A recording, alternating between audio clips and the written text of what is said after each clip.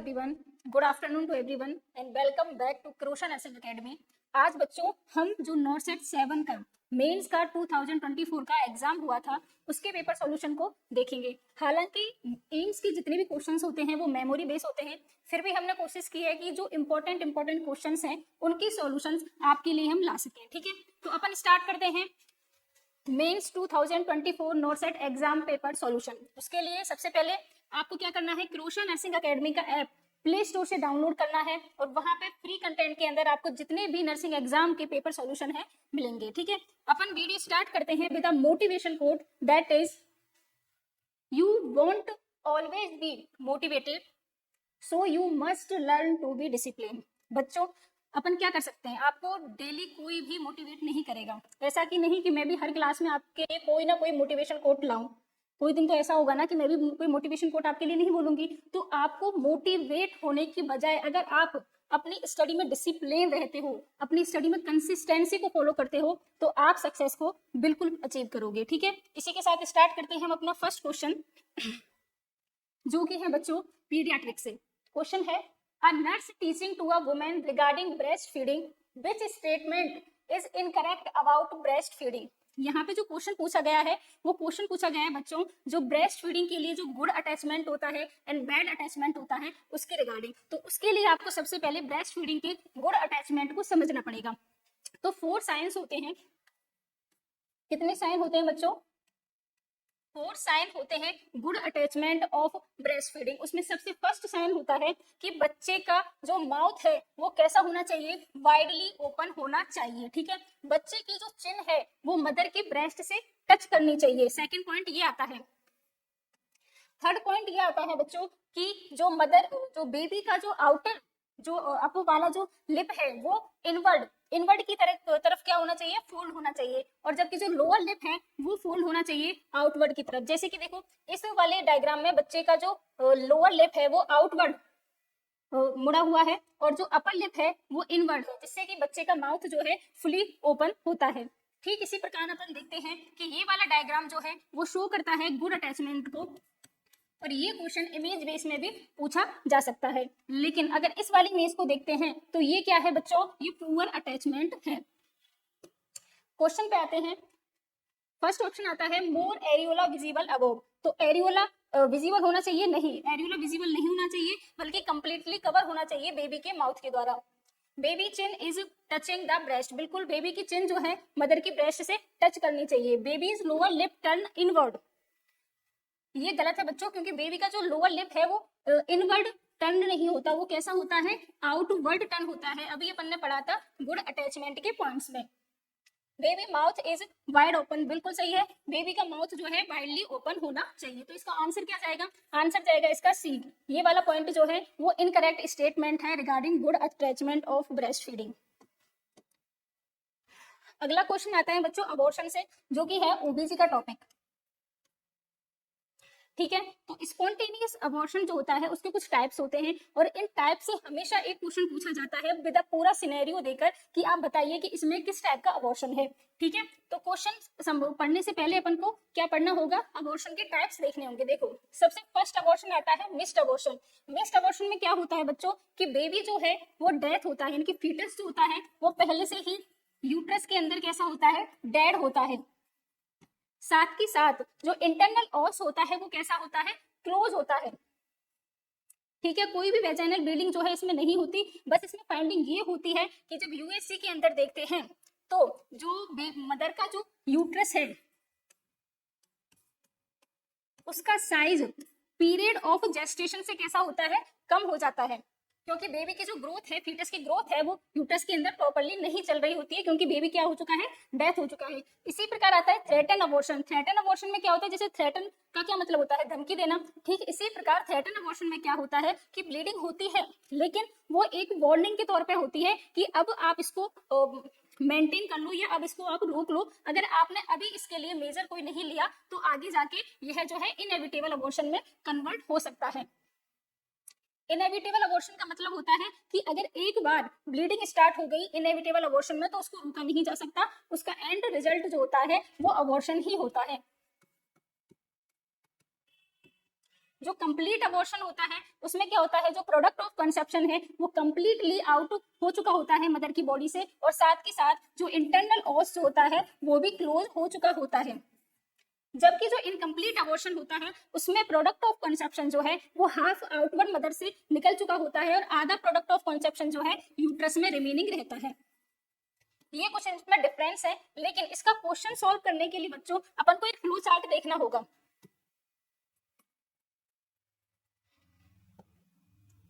और वो flow chart कुछ इस तरीके से है कि जब भी आपको अबॉर्शन के क्वेश्चन को सॉल्व करना है तो सबसे पहले आपको क्या देखना होगा, प्रोडक्ट ऑफ कॉन्सेप्शन की हिस्ट्री मदर दे रही है या नहीं दे रही है, ठीक है। सेकंड पॉइंट आपको देखना है कि जो इंटरनल ऑस है वो क्लोज है या ओपन है।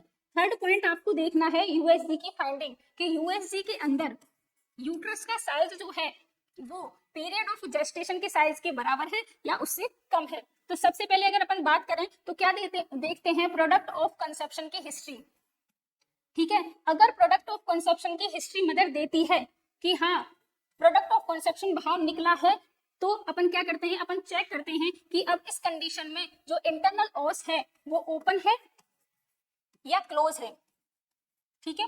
अगर इंटरनल ऑस इस कंडीशन में ओपन रहता है तो ये जो अबॉर्शन है वो कौन सा अबॉर्शन हो जाएगा, इनएविटेबल, यानी कि अब इसको रोका नहीं जा सकता। लेकिन मदर प्रोडक्ट ऑफ कंसेप्शन की हिस्ट्री दे रही है, लेकिन क्या है इसमें इंटरनल ऑस जो है वो क्लोज है, तो इसको बोलते हैं बच्चों कंप्लीट अबॉर्शन।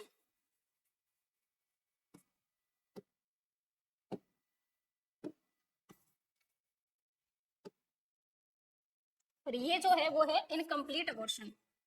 जब मदर बोलती है कि प्रोडक्ट ऑफ कंसेप्शन की हिस्ट्री है, लेकिन अब उसका जब अपन सर्वाइकल एग्जामिनेशन करते हैं तो उस कंडीशन में जो इंटरनल ऑस है वो कैसा दिखाई दे रहा है, ओपन दिखाई दे रहा है, तो जो अबॉर्शन होगा वो कैसा होगा, इनकम्प्लीट होगा। सेकंड है, मदर बोलती है कि कोई भी हिस्ट्री नहीं है प्रोडक्ट ऑफ कंसेप्शन की, तो उस कंडीशन में क्या देखते हैं अपन, सेकंड पॉइंट अपन देखते हैं कि इंटरनल ऑस जो है बच्चों वो ओपन है या वो क्लोज है।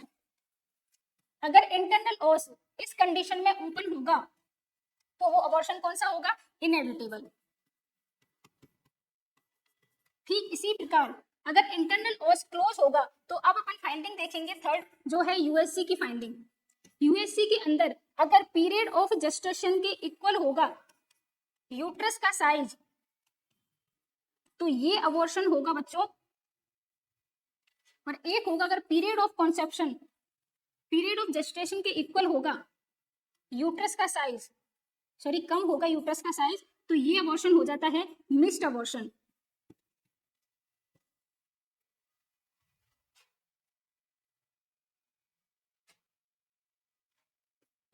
और ये हो जाता है बच्चों थ्रेटन अबॉर्शन। अब क्वेश्चन पे आते हैं, क्वेश्चन क्या बोल रहा है, a woman presented in ANC clinic with a history of vaginal bleeding. History किसकी दे रही है, वेजाइनल ब्लीडिंग की दे रही है, लेकिन यहाँ पे प्रोडक्ट ऑफ कंसेप्शन की बात नहीं की गई है, ठीक है। एंड ओपन सर्वाइकल ऑस, और सर्वाइकल ऑस कैसा है बच्चों, ओपन है। अपन देखते हैं, देखो हिस्ट्री नहीं है प्रोडक्ट ऑफ कंसेप्शन की, साथ के साथ सर्वाइकल ऑस जो है वो कैसा है, ओपन है, एंड यूट्राइन क्रैम्पिंग है, तो ये कौन सा अबॉर्शन होगा, ये होगा बच्चों इनएविटेबल अबॉर्शन। तो इसका आंसर क्या चले जाएगा, बी चले जाएगा। तो आपको इस क्रम में कोई भी अबॉर्शन का क्वेश्चन सॉल्व करना है तो इस तरीके से देखना है, सबसे पहले प्रोडक्ट ऑफ कंसेप्शन की हिस्ट्री देखनी है, सेकंड इंटरनल ऑस देखना है, और थर्ड देखना है यूएनसी की फाइंडिंग।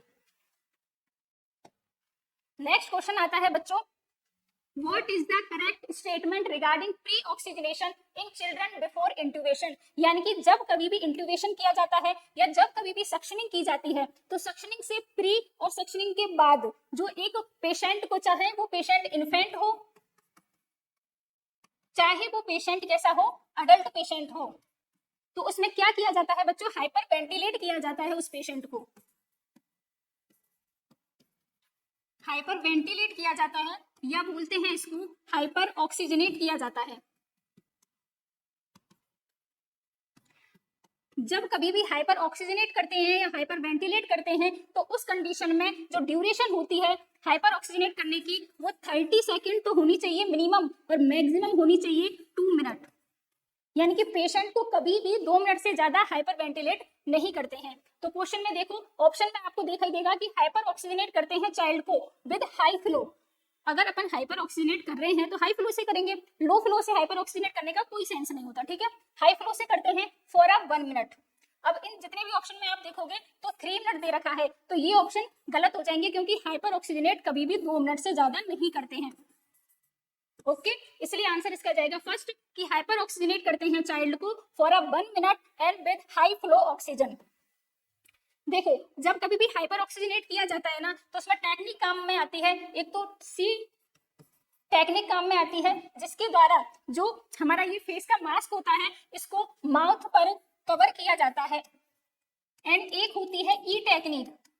ई टेक्निक के द्वारा क्या किया जाता है, इस मास्क को होल्ड किया जाता है नेक पर, ठीक है। तो ई के द्वारा तो नेक को होल्ड किया जाएगा और सी टेक्निक के द्वारा क्या किया जाएगा, इस मास्क को हमारे माउथ पर टाइटली होल्ड किया जाता है जिससे किसी भी तरीके से एयर का लीकेज ना हो। अगला क्वेश्चन आता है बच्चों जीटी पाल सिस्टम से। इस तरीके का एक ना एक क्वेश्चन आपको हमेशा एम्स के एग्जाम में मिलेगा ही मिलेगा। तो इसके लिए आपको क्या करना है, सबसे पहले कुछ टर्म का याद रखनी है। सबसे फर्स्ट टर्म आपको आती है ग्रेविडा। देखो बच्चों ग्रेविडा का मतलब क्या होता है, ग्रेविडा का मतलब होता है कि कोई भी फीमेल अपनी लाइफ टाइम में जितनी भी बार कंसीव करती है, ठीक है, और उसके रिजल्ट से उसको फर्क नहीं पड़ता, चाहे वो एक टर्म प्रेगनेंसी हो एंड रिजल्ट, चाहे प्री टर्म हो, अबॉर्शन हो, आईयूडी हो, लेकिन यहाँ पे वो कंसीव जितने बार करती है उसको बोलते हैं उसकी ग्रेविडा, ठीक है। और साथ ही साथ ग्रेविडा में आता है टोटल नंबर ऑफ प्रेगनेंसी। जब कभी भी हम ग्रेविडा को काउंट करते हैं तो उसमें उसकी जो प्रेजेंट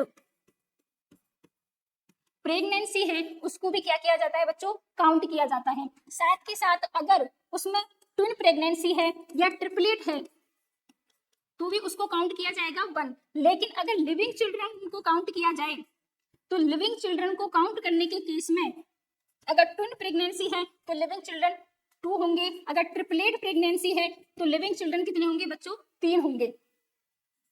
और इसमें एंड रिजल्ट चाहे कुछ भी हो, यानी कि चाहे अबॉर्शन हो, चाहे आईयूडी हो, चाहे फीटल डेथ हो, उसको ग्रेविडा में इंक्लूड किया जाता है, ठीक है। तो ये कुछ पॉइंट हैं आपके ग्रेविडा के। ठीक इसी प्रकार कुछ पॉइंट आते हैं पीएलटी के। बच्चों पीएलटी क्या होती है, ग्रेविडा का तो मतलब ये होता है कि एक फीमेल अपनी लाइफ टाइम में जितनी बार कंसीव करती है वो उसकी ग्रेविडा होती है।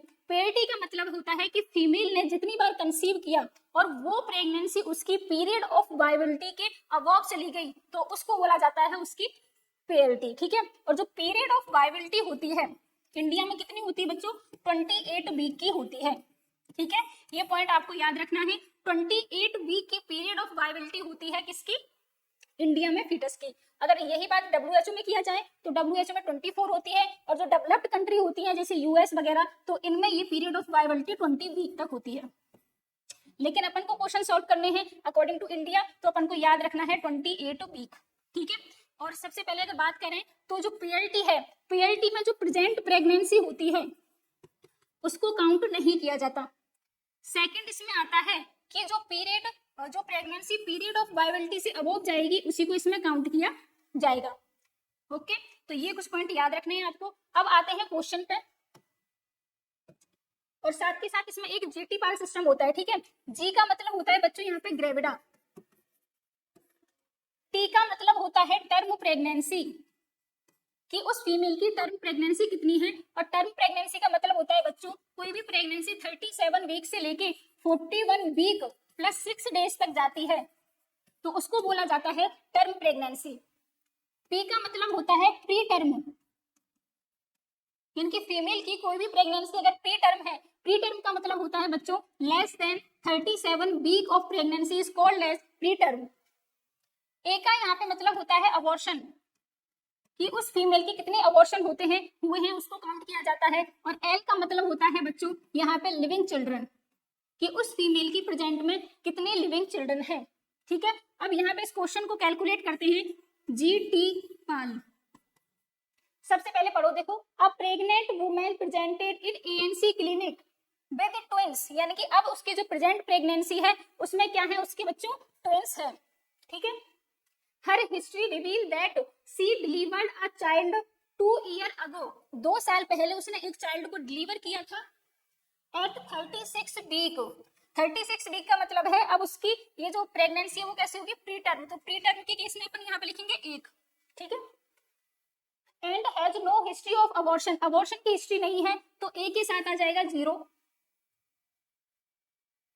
And medical induced fetal damage भी उसके नहीं है। What is GT PAL score, ठीक है। तो इसमें ग्रेविडा कितने आएगी बच्चों, 2 आएगी। एक तो जो उसकी प्रेजेंट प्रेगनेंसी है उसको भी काउंट किया जाएगा और 2 साल पहले जो उसकी प्री टर्म प्रेगनेंसी हुई थी उसको भी काउंट किया जाएगा, ठीक है। टर्म प्रेगनेंसी कितनी हुई इसकी, अभी तक एक भी नहीं हुई तो 0 आएगा। लिविंग चिल्ड्रन की अगर बात करें तो प्रेजेंट प्रेगनेंसी में तो उसके ट्विन है, लेकिन इससे पहले जो था वो सिंगल चाइल्ड था जो कि प्री टर्म था, तो लिविंग चाइल्ड इसका आ जाएगा 1। तो ये है इस क्वेश्चन का आंसर। आप देखो किस कौन से ऑप्शन में मिल रहा है ये, G2, T0, P1, A0, L1, तो आंसर इसका जाएगा बी। इस तरीके से आपको जीटी पाल टाइप के जो क्वेश्चन है उनको सॉल्व करना है।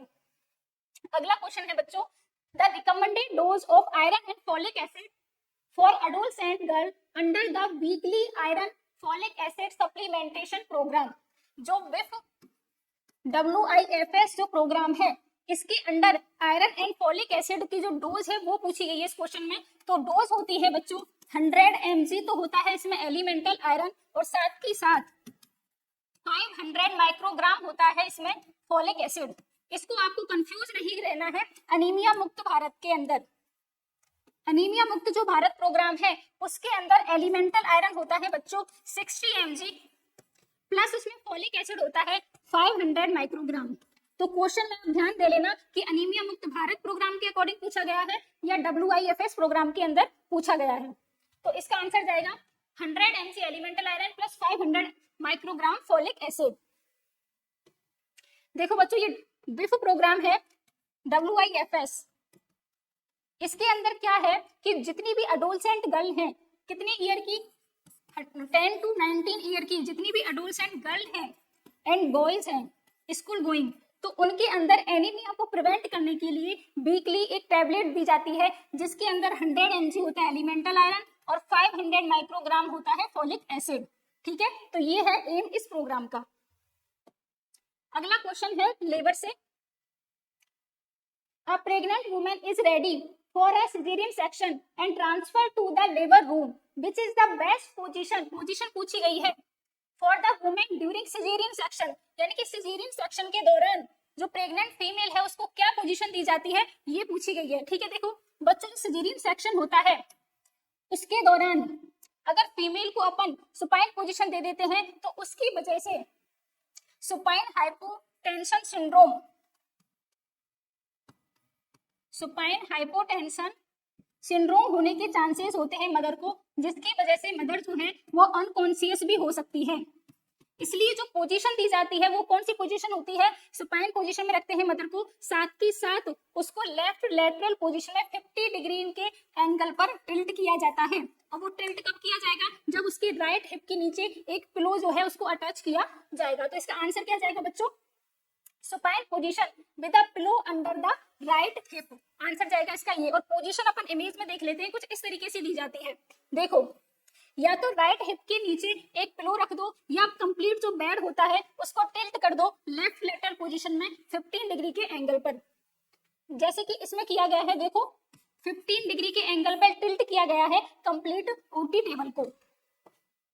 नेक्स्ट क्वेश्चन है बच्चों, a woman comes to the labour room with 3 centimetre cervical dilation and 80% effacement and is energetic and excited, the woman is in which phase of labor। तो इस वाले क्वेश्चन में अपन को क्या करना है, जितनी भी स्टेज है लेबर की उन स्टेज को अच्छे से समझना होगा, क्योंकि इससे भी हर बार क्वेश्चन पूछा जाता है। देखो बच्चों लेबर जो होता है उसकी टोटल कितनी स्टेज होती है, 4 स्टेज होती है। सबसे फर्स्ट स्टेज होती है डायलेशन वाली फेज। इस फेज में क्या होता है कि मदर को जब ट्रू लेबर पेन स्टार्ट होते हैं वहां से लेके जब मदर की सर्विक्स फुली 10 सेंटीमीटर डायलेट हो जाती है तब ये स्टेज कंप्लीट होती है, ठीक है। अब जो स्टेज फर्स्ट होती है इसको 3 फेज में डिवाइड किया जाता है। उसमें से फर्स्ट होती है बच्चों लेटेंट, सेकेंड होती है एक्टिव फेज एंड थर्ड होती है बच्चों ट्रांजिशन फेज।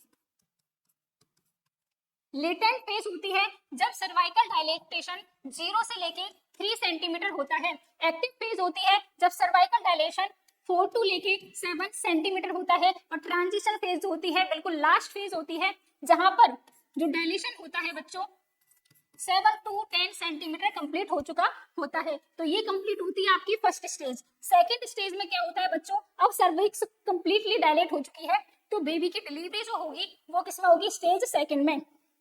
स्टेज थर्ड में क्या होता है बच्चों, बेबी की डिलीवरी के बाद अब होगी प्लेसेंटा की डिलीवरी, तो प्लेसेंटा की डिलीवरी होगी स्टेज थर्ड में। और सबसे लास्ट जो स्टेज आती है स्टेज फोर्थ।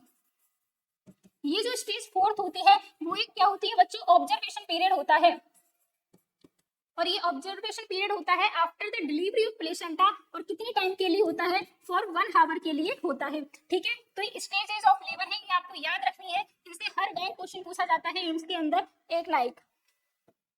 नेक्स्ट क्वेश्चन आता है बच्चों टेम्परेचर कंट्रोल से। An elderly patient with a 102 degree Fahrenheit fever and cognitive impairment present to the emergency department, which is not an appropriate measure to control the temperature in this patient। यानी कि पूछा गया है कि अगर किसी patient को 102 डिग्री फ़ारेनहाइट टेम्परेचर है तो उसमें कौन सा मेजर जो है अपन टेम्परेचर कंट्रोल के लिए लेंगे और कौन सा नहीं लेंगे। और इसमें जो पूछा गया है क्वेश्चन में वो नॉट वाला पूछा गया है। ठीक है, तो सबसे पहले आइस पैक का यूज करते हैं क्या, बिल्कुल आइस पैक का यूज करते हैं अपन टेम्परेचर कंट्रोल के लिए। थर्ड ऑप्शन देखो, to give more layers of cloth,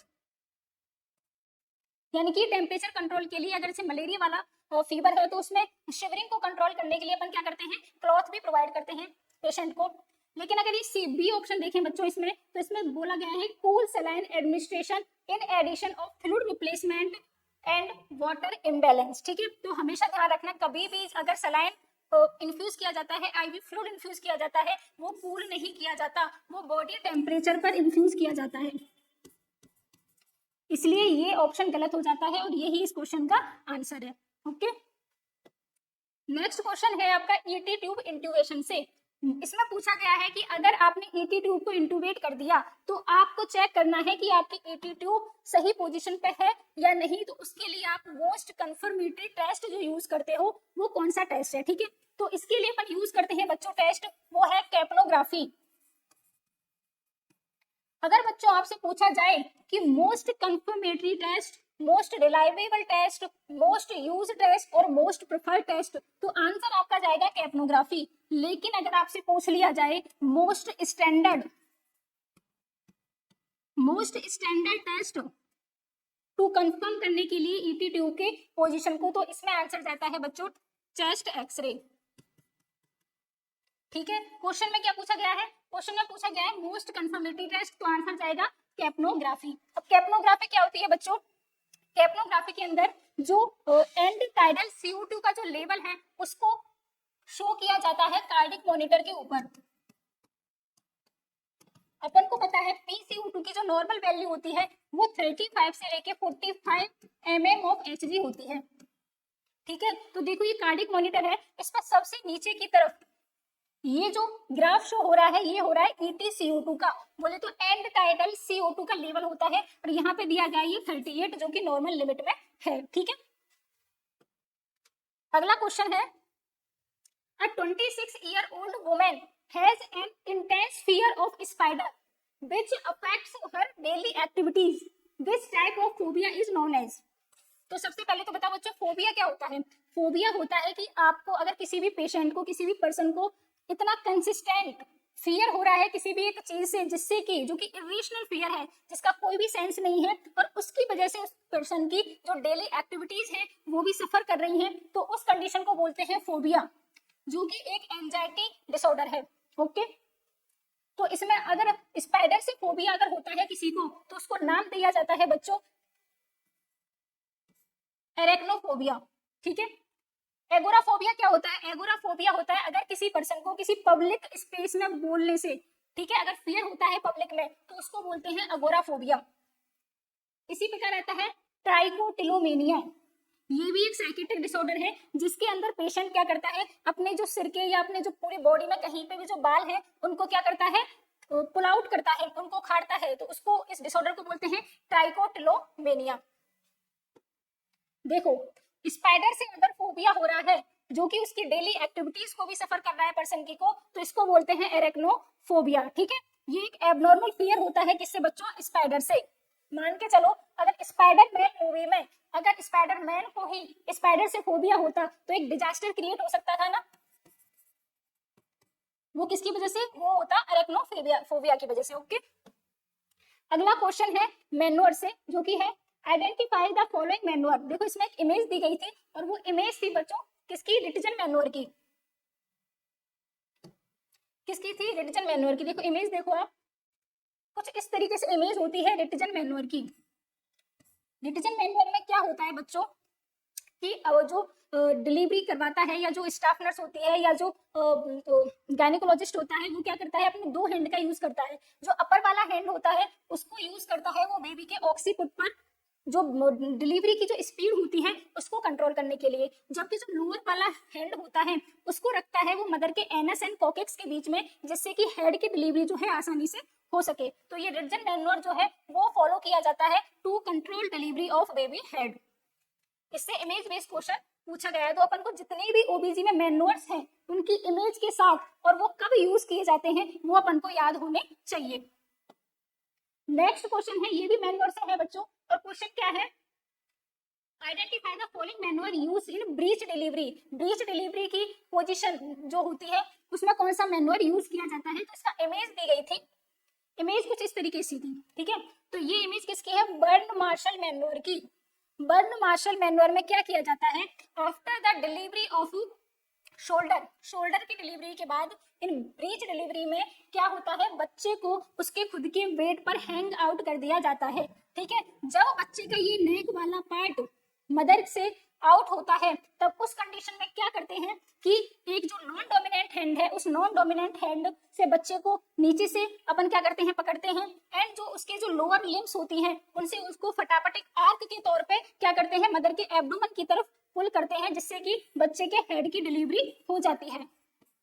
तो इसको बोला जाता है बर्न मार्शल मैनुअर। अगला मैनुअर पूछा गया है जो कि यूज किया जाता है शोल्डर डिस्टोशिया में। शोल्डर डिस्टोशिया क्या होता है बच्चों? जब कभी भी अगर बेबी जो है वो मैक्रोसोमिक होता है। कौन सा बेबी होता है? मैक्रोसोमिक, यानी कि जो बिग बेबी होता है, बिग बेबी की कंडीशन में अगर बेबी के शोल्डर की डिलीवरी डिले हो जाती है मोर देन 1 मिनट, यानी कि बेबी के शोल्डर की डिलीवरी में अगर 1 मिनट से ज्यादा का समय लगता है तो उस कंडीशन को बोला जाता है शोल्डर डिस्टोशिया। और शोल्डर डिस्टोशिया की कंडीशन में जो मैनुअर फॉलो किया जाता है वो किया जाता है इसमें रूबेन मैनुअर। ठीक है, इसकी इमेज कुछ इस तरीके से है, देखो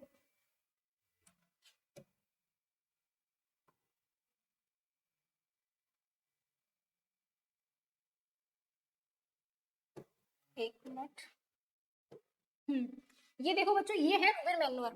रूबेन मैनुअर जो है इसमें क्या किया जाता है? बच्चे का जो हेड होता है उसको क्या किया जाता है बच्चों? रोटेट किया जाता है, रोटेट करके उसको दूसरी पोजीशन में लाया जाता है। ठीक है, और जो शोल्डर डिस्टोर्सिया का केस होता है उसमें एक टर्म यूज की जाती है जिसको बोला जाता है हेल्पर। हेल्पर यानी कि जैसे ही शोल्डर डिस्टोर्सिया होता है मदर को तो सबसे पहले अपन को कॉल करना है फॉर हेल्प के लिए। ठीक है, उसके बाद अपन को इवेलुएट करना है कि उस पेशेंट में एपिजोटमी कर सकते हैं या नहीं कर सकते। कर सकते हैं तो तुरंत एपिजोटमी करनी है। एपिजोटमी करने के बाद अपन को क्या करना है?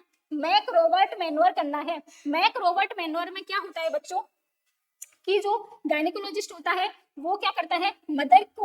मदर की जो लेग को होता है वो किधर की साइड शिफ्ट करता है? अबडक्ट करता है प्रेशर देकर। ठीक है, एंड अगला आता है इसमें एक्सटर्नल प्रेशर, यानी कि सेकंड होता है मदर को सुप्रा प्यूबिक नॉट फंडल। कौन सा प्रेशर दिया जाता है? सुप्रा प्यूबिक प्रेशर दिया जाता है, एंड वापस से रिपीट किया जाता है मैक रॉबर्ट मैनुअर को। अगला पॉइंट होता है रोटेशनल मैनुअर। रोटेशनल मैनुअर क्या होता है? रूविन मैनुअर का ही नाम है। अब यहाँ पे क्या परफॉर्म किया जाएगा? रूविन मैनुअर परफॉर्म किया जाएगा, जिसमें बच्चे का जो हेड होता है उसको क्या किया जाता है? रोटेट किया जाता है। अगला आता है रिमूव द पोस्टीरियर आर्म। तो जब जैसे ही बच्चे रूविन मैनुअर किया जाता है तो उसकी वजह से क्या आता है? बच्चे का जो पोस्टीरियर जो आर्म होता है उसको डिलीवर कर लिया जाता है। नेक्स्ट आता है roll the patient to her knees. इसको बोलते हैं बच्चों गैस्किन मैनुअर। गैस्किन मैनुअर के अंदर किया जाता है मदर को उसकी 4 लिम्स में शिफ्ट कर दिया जाता है कुछ इस तरीके से। ठीक है, जिससे कि पेल्विक का जो डायामीटर है वो क्या हो जाता है, इंक्रीज हो जाता है मदर का, और बेबी की डिलीवरी जो है वो मोर इजीली हो सकती है। तो इस मैन्योर को बोला जाता है गैस्किन मैन्योर। लेकिन अगर गैस्किन मैन्योर परफॉर्म करने के बाद भी अगर बेबी की डिलीवरी नहीं होती है तो सबसे लास्ट में ऑप्शन आता है हमारे पास जावा नेली मैन्योर का। इसके अंदर क्या किया जाता है कि बच्चे के हेड को जो डिलीवर हो चुका था उसको वापस से पुश किया जाता है मदर के यूट्रस में, और इमीडिएटली उसको शिफ्ट किया जाता है ओटी में फॉर सिजेरियन सेक्शन। ठीक है, ये कुछ क्या होते हैं, पॉइंट्स होते हैं, कुछ स्टेप होते हैं जो कि परफॉर्म किए जाते हैं शोल्डर डिस्ट्रोशिया के केस में। नेक्स्ट क्वेश्चन है बच्चों जो कि है identify the following rhythm of cardiotocograph. देखो, तीन टाइप के डेसिलेशन देखे जाते हैं हमारे पास, जो कि है सबसे फर्स्ट होता है बच्चों अर्ली डेसिलेशन। ठीक है, इसके लिए ट्रिक होती है, वो ट्रिक है व्हील चॉप, CHOP। यानी कि जो लेट डेसिलेशन है वो किस केस में देखा जाता है, वो देखा जाता है बच्चों प्लेसेंटल इनसफिशिएंसी के केस में। ठीक है, और जो ये लेट जो डेसिलेशन होता है वो सबसे वर्स्ट टाइप का डेसिलेशन होता है। ठीक है, ई का मतलब होता है यहाँ पे अर्ली डेसिलेशन, और जो अर्ली डेसिलेशन है वो देखा जाता है फीटस के हेड के कंप्रेस के केस में। ठीक है, नेक्स्ट होता है वेरिएबल कंप्रेशन। ये जो वेरिएबल कंप्रेशन होता है ये भी एक बैड टाइप का डेसिलेशन होता है, जिसके अंदर ये देखा जाता है कॉर्ड कंप्रेस के अंदर। ठीक है, कॉर्ड कंप्रेस के केस में क्या देखा जाएगा बच्चों, वेरिएबल देखा जाएगा। अर्ली देखा जाता है हेड कंप्रेस के केस में, और लेट जो डेसिलेशन है वो देखा जाता है प्लेसेंटल इनसफिशिएंसी के केस में। और एक का यहाँ पे मतलब होता है एसिलेशन, और एसिलेशन तो ठीक होता है, कोई मतलब कॉम्प्लिकेशन को नहीं ये शो करता, तो इसको बोलेंगे ओके। ठीक है, अब इसका कुछ डायग्राम आता है, इस तरीके से ग्राफ आता है, और उस ग्राफ से हमको फाइंड आउट करने के लिए पूछा जाता है कि ये किस टाइप का डेसिलेशन है। तो अपन समझेंगे सबसे फर्स्ट हेड कंप्रेस के केस में क्या देखा जा रहा था, अर्ली डेसिलेशन देखा जा रहा था। ठीक है, अर्ली डेसिलेशन में मतलब ये होता है कि जब यूट्राइन कॉन्ट्रैक्शन स्टार्ट होते हैं तो जो फीटल हार्ट रेट होती है वो डिक्रीज होना उससे पहले ही स्टार्ट हो जाती है। देखो, जैसे कि आप देखोगे कि यहाँ पे यूट्राइन कॉन्ट्रैक्शन यहाँ से स्टार्ट हो रहे हैं, लेकिन फेटल हार्ट रेट जो होती है वो ड्रॉप होना स्टार्ट कर रही है यूट्राइन कॉन्ट्रैक्शन के पीक पॉइंट से पहले ही, इसलिए इसको बोला जाता है बच्चों अर्ली डेसिलेशन। नेक्स्ट आता है प्लेसेंटल इनसफिशिएंसी के केस में जो देखा जाएगा वो देखा जाएगा सबसे लास्ट में कौन सा, लेट डेसिलेशन। लेट डेसिलेशन के केस में ये होता है कि यूट्राइन कॉन्ट्रैक्शन तो पहले ही स्टार्ट हो जाएगा, लेकिन जो फीटल हार्ट रेट में डेसिलेशन है या जो डाउन जाती है फीटल हार्ट रेट वो उस कॉन्ट्रैक्शन के बाद जाती है, तो इसको बोलते हैं लेट डेसिलेशन, और ये सबसे वर्स्ट टाइप का डेसिलेशन होता है। नेक्स्ट आता है बच्चों कॉर्ड कंप्रेशन के केस में जो देखा जाता है वो है वेरिएबल टाइप का डेसिलेशन। वेरिएबल टाइप के डेसिलेशन में क्या देखने को मिलता है कि कहीं पे तो ये जो यूट्राइन कॉन्ट्रैक्शन है उससे पहले ही डेसिलेशन स्टार्ट हो रहा है, और कहीं कहीं पे क्या है यूट्राइन कॉन्ट्रैक्शन के बाद डेसिलेशन स्टार्ट हो रहा है। तो यानी कि कभी तो पहले स्टार्ट हो रहा है, कभी बाद में स्टार्ट हो रहा है, और कभी जहां पे यूट्राइन कॉन्ट्रैक्शन है वहीं पे वेरिएबल जो डेसिलेशन है वो स्टार्ट हो जाता है। ठीक है, तो ये केस है वेरिएबल डेसिलेशन का। तो इस तरीके से ग्राफ से क्वेश्चन पूछा जाता है।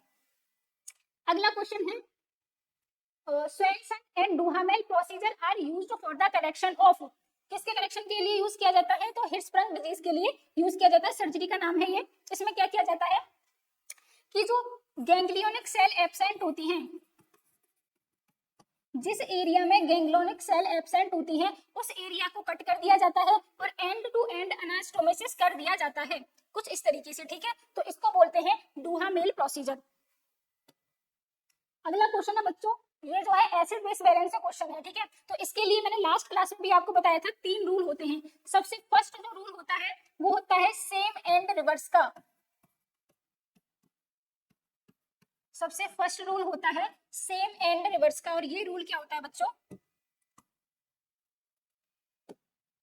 देखो सेम में क्या आ रहा है, सेम के अंदर आता है एम, एम से बनता है मेटाबॉलिक, यानी कि अगर पीएच और PCO2 दोनों सेम डायरेक्शन में या तो डिक्रीज हो रहे हैं या सेम डायरेक्शन में क्या हो रहे हैं, इंक्रीज हो रहे हैं, तो उस कंडीशन में जो केस होगा वो मेटाबॉलिक एसिडोसिस का होगा या एल्कोसिस का होगा। ठीक है, तो डायरेक्शन चेक की जाती है पीएच एंड PCO2 की, जो कि किस डायरेक्शन में होनी चाहिए, सेम डायरेक्शन में होनी चाहिए। तो ये केस बन जाता है मेटाबॉलिक का। लेकिन अगर आर से बनता है यहाँ पे रेस्पिरेटरी, आर से क्या बनता है बच्चों, रेस्पिरेटरी बनता है, यानी कि पीएच एंड PCO2 दोनों की डायरेक्शन अगर रिवर्स होगी, यानी कि पीएच बढ़ेगी और PCO2 घटेगी, या पीएच घटेगी और PCO2 बढ़ेगी, तो अगर दोनों की डायरेक्शन रिवर्स होती है तब वो केस बन जाता है रेस्पिरेटरी का। सेकंड पॉइंट आता है, अब ये सेकंड और थर्ड पॉइंट जो है वो उससे अपन सॉल्व होंगे क्वेश्चन की जो मेटाबॉलिक एसिडोसिस या एल्कोसिस है वो कैसा है, कंपनसेट है, अनकंपनसेट है या पार्शियल कंपनसेट है, तो इसका पता लगाते हैं अपन इससे। तो सेकंड रूल आता है मेटाबॉलिक के लिए, अगर मेटाबॉलिक के केस में अपन कंपनसेशन को देखेंगे तो उसमें अपन क्या देखते हैं बच्चों, PCO2 से अपन देखते हैं, अगर PCO2 नॉर्मल रेंज में आ रही है तो ये जो है वो अनकंपनसेट का केस हो जाता है। लेकिन अगर PCO2 जो है उसकी वैल्यू में वेरिएशन आ रहा है, साथ के साथ जो पीएच की वैल्यू है वो कैसी आ रही है, बिल्कुल नॉर्मल आ रही है, तो ये केस बन जाता है फुली कंपनसेशन का। ठीक है, अब ध्यान दो, अगर PCO2 है बच्चों उसकी वैल्यू में वेरिएशन आ रहा है, साथ के साथ जो हमारी पीएच है उसकी वैल्यू नॉर्मल नहीं है, उसमें भी कुछ वेरिएशन है। ठीक है, तो ये कंपनसेशन का नहीं, ये बन जाता है पार्शियल कंपनसेशन का, ये है पार्शियल कंपनसेशन का केस। ठीक है, अपन जो थर्ड रूल पढ़ते हैं वो पढ़ते हैं फॉर रेस्पिरेटरी के लिए, कि रेस्पिरेटरी के केस में कंपनसेशन को कैसे फाइंड आउट करेंगे। तो देखो रेस्पिरेशन में आर आ रहा है बाइकार्बोनेट, तो जब बाइकार्बोनेट लिखते हैं तो उसकी स्पेलिंग में भी आर आता है। ठीक है, तो यहाँ से अपन याद रखेंगे कि बाइकार्बोनेट को चेक करते हैं अपन रेस्पिरेटरी के केस में, जैसे कि सेम यही PCO2 वाला फॉलो होगा, अगर बाइकार्बोनेट की वैल्यू बिल्कुल नॉर्मल आ रही है तो मतलब ये केस हो जाता है अनकंपनसेशन का। ठीक है, अगर बाइकार्बोनेट की वैल्यू में क्या आ रहा है, वेरिएशन आ रही है, प्लस जो पीएच है उसकी वैल्यू बिल्कुल नॉर्मल आ रही है, तो ये केस बन जाता है बच्चों किसका, फुली कंपनसेशन का। ठीक है, थर्ड इसमें लास्ट पॉइंट आता है, अगर बाइकार्बोनेट की वैल्यू जो है उसमें भी वेरिएशन आ रहा है, साथ के साथ जो पीएच है उसकी वैल्यू नॉर्मल ना होकर उसमें भी कुछ वेरिएशन है, तो ये है पार्शियल कंपनसेशन का केस। अगर ये तीनों रूल अगर आपको समझ में आ गए तो आपका एसिड बेस बैलेंस का कोई भी क्वेश्चन गलत नहीं हो सकता। देखो इस क्वेश्चन को सॉल्व करते हैं, इसमें पीएच की वैल्यू कितनी दी गई है बच्चों, 7.48। ठीक है, नेक्स्ट इसमें अपन CO2 देखेंगे, PCO2 कितनी दी गई है, 32। पीएच की नॉर्मल वैल्यू कितनी होती है, 7.35 से लेके 7.45। ठीक है, तो ये ज्यादा है ना उससे, पीएच इसमें ज्यादा आ रही है। ठीक है, PCO2 अगर देखते हैं तो PCO2 की नॉर्मल वैल्यू होती है 35 से लेके 45 mm ऑफ Hg, लेकिन यहाँ पे कितना आ रहा है, 32 यानी कि कम आ रहा है। अब यहाँ पे देखो पीएच तो बढ़ रही है लेकिन PCO2 कम हो रही है, तो ये केस बन जाता है रिवर्स का, और रिवर्स के केस में अपन चले जाते हैं रेस्पिरेटरी के केस में, और रेस्पिरेटरी का केस तो हो गया, लेकिन पीएच इसमें क्या कर रही है, बढ़ रही है, इंक्रीज हो रही है, तो इसका फाइनल रिजल्ट बनता है बच्चों रेस्पिरेटरी एल्कोसिस। क्योंकि जब पीएच इंक्रीज होती है तो एल्कोसिस बोलते हैं, पीएच डिक्रीज होती है तो एसिडोसिस बनते हैं, तो इसका आंसर क्या जाएगा, आंसर ऑप्शन डी रेस्पिरेटरी एल्कोसिस। ओके, अगला क्वेश्चन है, ये इमेज बेस्ड क्वेश्चन आया था CPAP मशीन से। ठीक है, आइडेंटिफाई द फॉलोइंग इमेज, तो इमेज अपन की यहाँ पे दी नहीं गई, लेकिन यहाँ पे मैं बता देती हूँ कि CPAP मशीन जो है उसकी यहाँ पे इमेज पूछी गई थी। अब देखो बच्चों CPAP मशीन भी है ना, एक बबल टाइप की CPAP मशीन देखी होगी आपने, जो केवल NICU में देखने को मिलती है। ये जो अपन देख रहे हैं ना CPAP, ये CPAP बबल CPAP, इसलिए बच्चे इस क्वेश्चन में कंफ्यूज हो गए थे कि हमने जो आज तक CPAP देखा है वो तो कुछ इस तरीके का देखा है, जो CPAP और BiPAP दोनों की जिसमें सेटिंग होती है, लेकिन क्वेश्चन आ गया था ये, और ये बबल CPAP देखने को मिलता है बच्चों NICU के अंदर, जो कि न्यूबॉर्न बेबी में लगाया जाता है। ठीक है, तो देखो ये इसकी इमेज इस तरीके से पूरा सेटअप होता है बबल CPAP का। ठीक है, अब ये जो CPAP होती है सीपैप की फुल फॉर्म क्या होती है? कंटिन्यूअस पॉजिटिव प्रेशर एयरवे, ठीक है, कंटिन्यूअस पॉजिटिव एयरवे प्रेशर होता है सीपैप। सीपैप के अंदर दो प्रेशर होते हैं, एक तो होता है आईपैप और एक होता है ईपैप, ठीक है। इसी तरीके से बाईपैप होता है। तो ये दो मशीन होती है सीपैप की, बाईपैप की, जो कि दोनों टाइप है, हाई फ्लो ऑक्सीजन डिवाइस है सीपैप एंड बाईपैप, और साथ ही साथ इनका यूज किया जाता है non invasive positive airway pressure को डिलीवर करने के लिए, ठीक है। और ये कुछ सीपैप है जो कि यूज किया जाता है किसके अंदर? अडल्ट पेशेंट के अंदर किया जाता है। अगला क्वेश्चन है बच्चों, a child with renal failure, renal failure का एक पेशेंट है आपके पास, रिसीविंग रेगुलर इरिथ्रोपोइटीन, रेगुलर इसको इरिथ्रोपोइटीन हार्मोन का इंजेक्शन लग रहा है। The mother ask the nurse about the action of injection, अब मदर जो है वो कंसर्न है अपने बच्चे के लिए और नर्सिंग स्टाफ से पूछती है कि what is the appropriate response by the nursing officer, कि ये जो इरिथ्रोपोइटीन इंजेक्शन है इसका क्या काम है। तो देखो, इरिथ्रोपोइटीन जो है वो एक हार्मोन है, इरिथ्रोपोइटीन जो है बच्चों एक हार्मोन है जो कि सीक्रेट किया जाता है हमारी किडनी की सेल्स के द्वारा, ठीक है। और इसका काम क्या होता है? इसका काम होता है हमारी बॉडी में बोन मैरो के अंदर जाकर आरबीसी फॉर्मेशन को स्टिमुलेट करना। किसको बच्चों? आरबीसी जो फॉर्मेशन है, आरबीसी फॉर्मेशन को स्टिमुलेट करने का काम होता है इरिथ्रोपोइटीन का। तो इसका आंसर क्या जाएगा? It stimulate RBC formation. देखो कुछ इस तरीके से इरिथ्रोपोइटीन निकलता है हमारी किडनी के द्वारा और कुछ अमाउंट में निकलता है हमारे लिवर के द्वारा, ठीक है। और ये हार्मोन इरिथ्रोपोइटीन निकलकर हमारी बोन के अंदर जो बोन मैरो है वहां पे जाता है और बोन मैरो के अंदर आरबीसी से क्या करता है? हमारी आरबीसी फॉर्मुलेशन को स्टिमुलेट करता है और इमेच्योर आरबीसी से मैच्योर आरबीसी जो है उसका फॉर्मेशन करवाता है। नेक्स्ट क्वेश्चन है बच्चों, a patient on a cardiac monitor and the ECG rhythm shows ventricular fibrillation.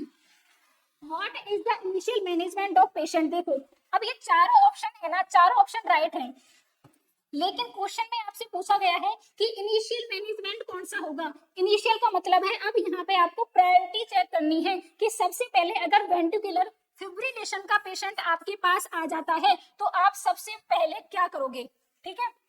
तो सबसे पहले जो किया जाता है, बीएफ जो होता है वो एक शॉकेबल रिदम होती है, और जब कभी भी शॉकेबल रिदम के साथ कोई पेशेंट हमारे पास आता है तो उसमें अपन क्या करते हैं? डिफिब्रिलेशन करते हैं।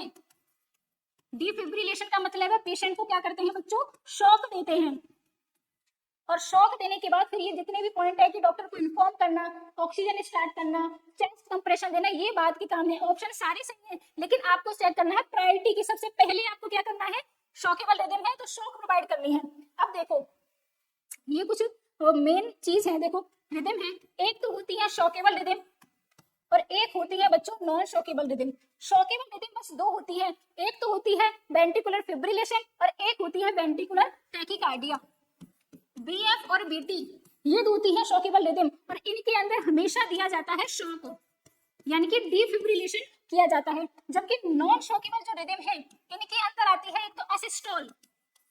असिस्टोल का मतलब होता है कोई भी कार्डिक एक्टिविटी नहीं हो रही, बिल्कुल प्लेन लाइन आ जाती है इस तरीके से, तो इसको बोलते हैं असिस्टोल। और दूसरा है बच्चों पल्सलेस इलेक्ट्रिकल एक्टिविटी, ठीक है। तो ये दोनों जो होती है वो नॉन शॉकेबल रिदम होती है। तो इनमें जो ट्रीटमेंट या मैनेजमेंट किया जाता है वो सबसे फर्स्ट क्या किया जाता है? सीपीआर किया जाता है। लेकिन जो शॉकेबल रिदम होती है यानी कि बीएफ और बीटी, इन दोनों के अंदर क्या किया जाता है? शॉक दिया जाता है, ठीक है। अगला क्वेश्चन है, a patient is suffering from severe vomiting and appears lethargic. क्या हो रही है बच्चों? वॉमिटिंग हो रही है और जो पेशेंट है वो कैसा हो गया? लेथार्जी हो गया, कंफ्यूज हो गया, मसल स्पाज्म उसको आ रहे हैं। तो what is the initial management? सबसे पहले अगर वॉमिटिंग हुई है पेशेंट को, अगर वॉमिटिंग हुई है तो वॉमिटिंग की वजह से क्या होगा? जितने भी उसके अंदर फ्लूइड और इलेक्ट्रोलाइट थे वो क्या हो जाएंगे? बॉडी से बाहर निकल जाएंगे। और सबसे जो मेन इंपॉर्टेंट इलेक्ट्रोलाइट की डिफिशियंसी होती है इसमें सोडियम की होती है, यानी कि हाइपोनेट्रीमिया हो जाता है। और जब पेशेंट को हाइपरनेट्रीमिया होता है तो उसके सिम्टम्स कुछ ऐसे होते हैं। सबसे फर्स्ट सिम्टम आता है कि जो पेशेंट है वो बिल्कुल कंफ्यूज हो जाता है, पेशेंट को मसल स्पाज्म आने लग जाते हैं,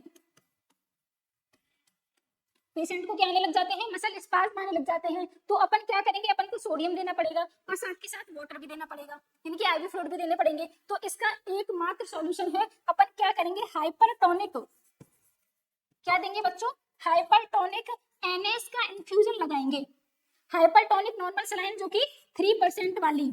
इससे क्या हो गया, जो फ्लूइड लॉस होगा वो भी मिल जाएगा पेशेंट को, और साथ के साथ जो सोडियम का लॉस हुआ है, हाइपोनेट्रीमिया हुआ है, उसकी भी रिकवरी हो जाएगी। तो इसका आंसर क्या जाएगा, एडमिनिस्टर हाइपरटोनिक सलाइन। ठीक है, नॉर्मल सलाइन इन्फ्यूज नहीं करेंगे, हाइपरटोनिक करेंगे, क्योंकि यहाँ पे हाइपोनेट्रीमिया के सिम्टम्स आ रहे हैं पेशेंट में। देखो, एक तो होता है हाइपरटोनिक, एक होता है आइसोटोनिक और एक होता है हाइपोटोनिक। हाइपोटोनिक में क्या होता है कि फ्लूइड की जो कंसंट्रेशन होती है, हमारा जो ब्लड प्लाज्मा होती है उसकी कंसंट्रेशन से कम होती है। आइसोटोनिक में दोनों की कंसंट्रेशन कैसी होती है, सेम होती है, फ्लूइड की भी और हमारे ब्लड प्लाज्मा की। लेकिन हाइपरटोनिक के केस में क्या होता है कि फ्लूइड की कंसंट्रेशन जो है वो हमारे ब्लड प्लाज्मा की कंसंट्रेशन से ज्यादा हो जाती है। ठीक है, तो कुछ इस तरीके से होते हैं 3 टाइप के फ्लूइड। नेक्स्ट है बच्चों, in a child with respiratory distress which scale is used for the assessment, ठीक है। तो इसमें एक तो कमी है कि जो टर्म यहाँ पे क्वेश्चन में है कि आपके पास एक टर्म न्यूबॉर्न है और उस टर्म न्यूबॉर्न के अंदर आपको रेस्पिरेटरी डिस्ट्रेस चेक करना है, तो कौन से स्केल का आप यूज करोगे। तो देखो बच्चों, 2 स्केल होते हैं, एक तो होता है टर्म न्यूबॉर्न के लिए और एक होता है प्री टर्म के लिए। जो टर्म के लिए यूज किया जाता है वो होता है डाउनीज स्केल, ठीक है, और प्री टर्म के लिए जो होता है वो होता है सिल्वरमैन एंडरसन स्कोरिंग सिस्टम। ठीक है, तो अपन इसको कैसे याद करेंगे, क्योंकि बच्चे कंफ्यूज हो जाते हैं कि टर्म में कौन सा स्केल यूज करना है और प्री टर्म में कौन सा स्केल यूज करना है। तो देखो बच्चों, जब बेबी टर्म होता है, डिलीवरी टर्म बेबी की तो होगी ना, तो टर्म बेबी की क्या होगी, डिलीवरी होगी। और जब टर्म बेबी की डिलीवरी होगी तो डिलीवरी में होता क्या है, बेबी डाउन आता है, यानी कि बेबी नीचे की तरफ आता है। कैसा आता है, डाउन आता है, और यहाँ पे डाउन से बन जाएगा डाउनी स्कोरिंग सिस्टम। ठीक है, तो देखो टर्म में कौन सा यूज किया जाएगा, डाउनी स्कोरिंग सिस्टम, यानी कि टर्म में भी जब डाउन आएगा डिलीवरी में तो उसमें यूज किया जाएगा डाउनी, और इसी तरीके इसका अपोजिट हो जाएगा प्री टर्म में सिल्वरमैन एंडरसन स्कोर। तो इस क्वेश्चन का आंसर क्या चली जाएगा, टर्म में कौन सा यूज किया जाता है, डाउनी स्कोर। ये जो है वो है सिल्वरमैन का, सिल्वरमैन स्कोरिंग सिस्टम है ये। इसके जो पैरामीटर्स हैं उसको याद करने की एक छोटी सी ट्रिक बताती हूँ मैं। ट्रिक ये है कि सिल्वरमैन ने लक्स बनाया, क्या बनाया, लक्स बनाया, लक्स साबुन है वो बनाया है सिल्वरमैन ने, सिल्वरमैन ने लक्स बनाया।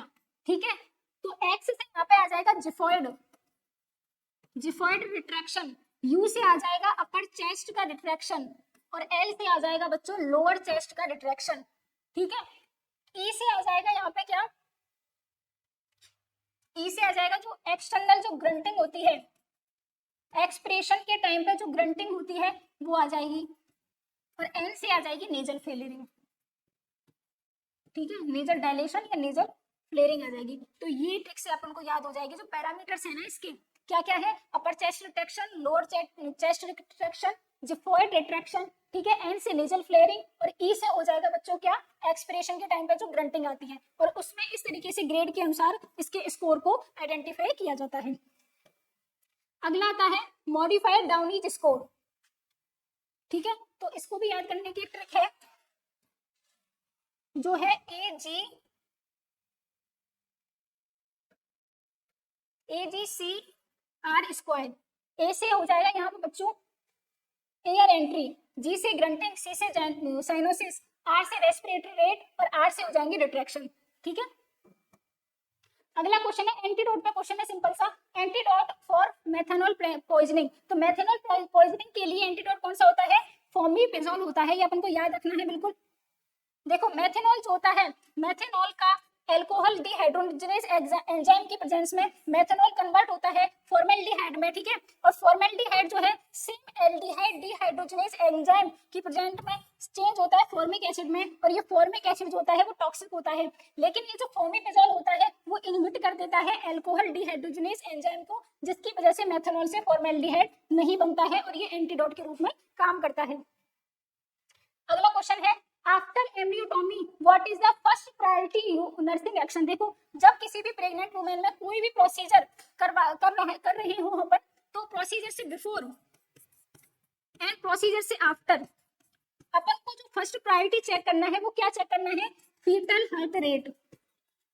फीटल हार्ट रेट को अपन को चेक करना है, तभी प्रोसीजर में अपन को आगे बढ़ना है। तो ठीक प्रकार अम्नियोटॉमी जो कि कैरियोटाइपिंग का एक टाइप है, इसमें क्या करते हैं, फर्स्ट प्रायोरिटी होती है अपनी टू असेस एफएचआर, जिसकी नॉर्मल रेंज होती है 120 से लेके 160 बीट पर मिनट। अगला है ईडीटी कैलकुलेट करना। तो देखो ईडीटी कैलकुलेट करने का जो फॉर्मूला होता है सिंपल सा, वो क्या होता है, जो भी आपकी डेट है एलएमपी जो दी गई है, एलएमपी में अपन प्लस करते हैं सबसे पहले 7 डेज एंड देन प्लस करते हैं 9 मंथ। देखो बच्चों यहाँ पर ध्यान देने वाली बात ये है कि अपन अगर एलएमपी में पहले 9 मंथ ऐड कर देंगे ना, तो जो लीप ईयर वाला क्वेश्चन आता है तो उसमें आपका आंसर गलत हो जाएगा।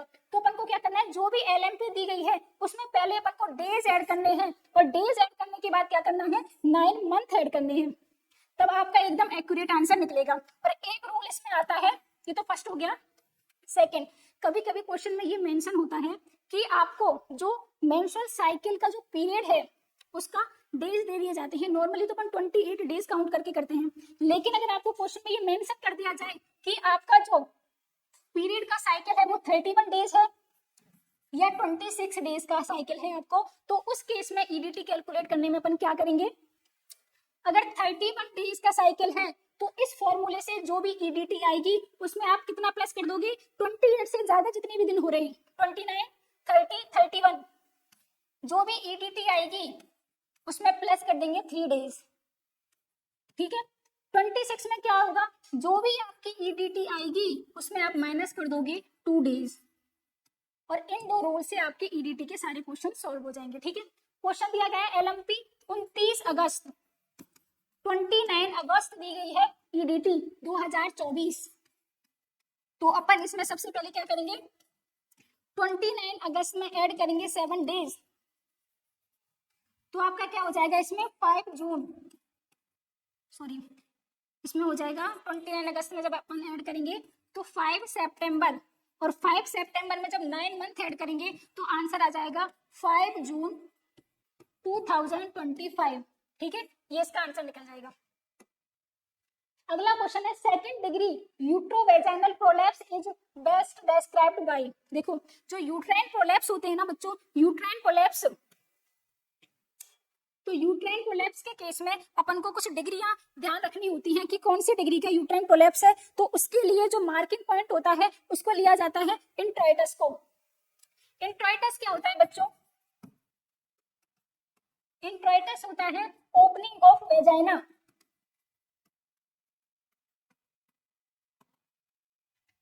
Point of opening of vagina outside the body,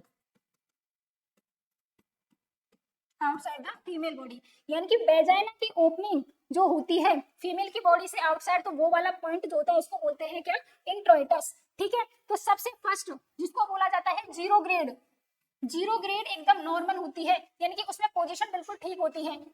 second आता है फर्स्ट ग्रेड, फर्स्ट ग्रेड में क्या होता है बच्चों कि ये तो होगी जीरो।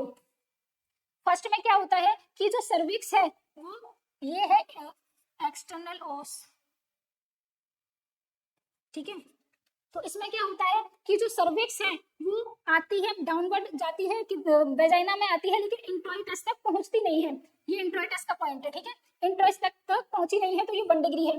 सेकंड डिग्री में क्या होता है कि जो सर्विक्स है वो फुली पहुंच चुकी होती है इंट्रोइटस के पॉइंट तक, तो ये सेकंड डिग्री है। थर्ड डिग्री में क्या होता है कि ये जो सर्विक्स है वो इंट्रोइटस से बाहर आ चुकी है। और फोर्थ डिग्री जिसको बोला जाता है प्रोसीडेंसिया, इसमें कंप्लीट सर्विक्स जो है वो बाहर आ चुकी है इंट्रोइटस से। क्वेश्चन में पूछा गया था कि कौन सा डिग्री, सेकंड डिग्री, तो सेकंड डिग्री में क्या होता है कि जो सर्विक्स होती है वो एट द लेवल ऑफ इंट्रोइटस होती है। ऑप्शन में देखो तो इसका आंसर जाएगा अप टू द सर्विक्स।